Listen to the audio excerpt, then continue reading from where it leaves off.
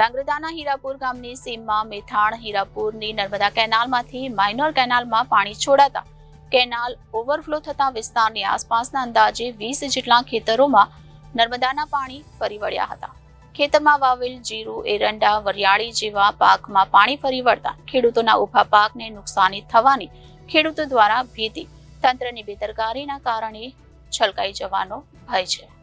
સુરેન્દ્રનગર જિલ્લાના ધાંગધ્રા તાલુકાના હીરાપુર ગામની સીમમાં પસાર મેથાણ હીરાપુરની નર્મદા કેનાલમાંથી માઇનોર કેનાલ પાણી છોડાતા તંત્રની બેદરકારીના કારણે છલકાઈ જવાનો બનાવ બન્યો હતો. જે માઇનોર કેનાલ હીરાપુર રાજગઢ ગામની સીમ વિસ્તારમાંથી પસાર થતી નર્મદા વિભાગની માઇનોર કેનાલ અગમ્ય કારણસર ઓવરફ્લો થવાનો બનાવ બનતા હીરાપુર રાજગઢ ગામની તરીકે ઓળખાતી સીમ વિસ્તારની આસપાસના અંદાજે 20 જેટલા ખેતરમાં નર્મદાના પાણી ફરી વળ્યા હતા.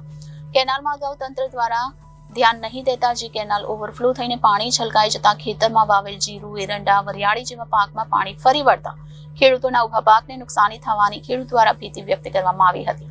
ત્યારે ધાંગધ્રા તાલુકામાં નર્મદા વિભાગની ઘોર બેદરકારીના કારણે કેનાલ ઓવરફ્લો થતી રહે છે, જેનો ભોગ નિર્દોષ ખેડૂતો બનતા હોય છે. ત્યારે હીરાપુર ગામની માઇનોર કેનાલ ઓવરફ્લો થતા આજુબાજુના ખેતરોમાં પાણી ફરી વળતા તંત્રની કામગીરી સામે અનેક સવાલ ઉઠી રહ્યા છે.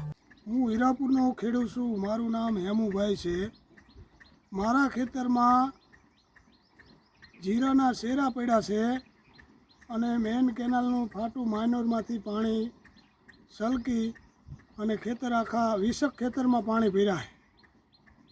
તો મારી નમ્ર વિનંતી છે કે મારા પાકમાં જે કંઈ નુકસાની થઈ મને વળતર મળે એવી અપીલ હું કરું છું. Bureau report Janadesh news, Surendranagar.